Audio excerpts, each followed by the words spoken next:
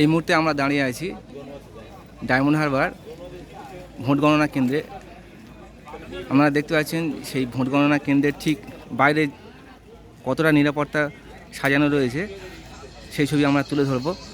এদিকে রয়েছেন পুলিশের ক্যাম্প এবং রাস্তাটা একটু দেখাবো। রাস্তার দুই ধারে একবারে ডায়মন্ড হারবারের দিকে যেতে ওদিকে রয়েছে পুলিশের,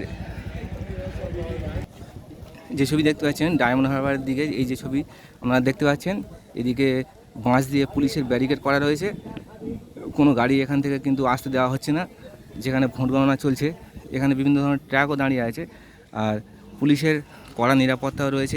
এই যে রাস্তা রয়েছে আপনারা দেখতে পাচ্ছেন দড়ি দিয়ে কিন্তু ব্যারিকেড করা রয়েছে। আর যারা সাধারণ মানুষ ডায়মন্ড হারবারের দিকে যাওয়ার প্রয়োজন তারা কিন্তু মানে হেঁটে হেঁটে যাচ্ছেন।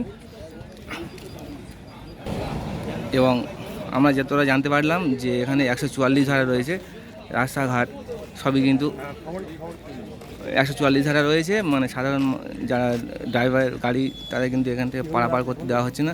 আর ঠিক এই যে ওম্যান গার্লস হাই স্কুল এখানে কিন্তু ভোট গণনা চলছে। আমরা সেই ছবি তুলে ধরেছি দুয়ারের সংবাদের পর্দায়। প্রচুর কেন্দ্রীয় বাহিনী তারা কিন্তু নিরাপত্তা দিচ্ছেন, সেই ছবি আমরা দেখাচ্ছি আপনাদের। আপনারা দেখতে পাচ্ছেন যে কেন্দ্রীয় বাহিনীর জওয়ান তারা কিন্তু একেবারে গণনা কেন্দ্রের বাইরে তারা কিন্তু টহল দিচ্ছেন। এদিকে দেখতে পাচ্ছেন সাজোয়া গাড়ি একেবারে রাস্তার ধারে কিন্তু দাঁড় করানো রয়েছে। এদিকে পুলিশের ক্যাম্পও রয়েছে, আমরা একটু জুম করে দেখাচ্ছি আপনাদের। দেখতে পাচ্ছেন এই যে রাস্তা রয়েছে এই রাস্তা কিন্তু একেবারে 144 ধারায় রয়েছে। এদিকে আমরা দেখতে পাচ্ছি কিছু ব্ল্যাক কার্ডও রয়েছে। তো এটা হচ্ছে ডায়মন্ড হারবার যেখানে ভোট গণনা চলছে। সেই ডায়মন্ড হারবারের বাইরে রাস্তার যে দৃশ্য আমরা তুলে ধরলাম।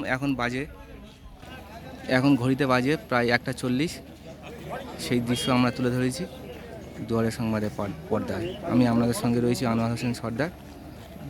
আমরা এরপরে যে আপডেট আসবে আপনাদের জানাবো।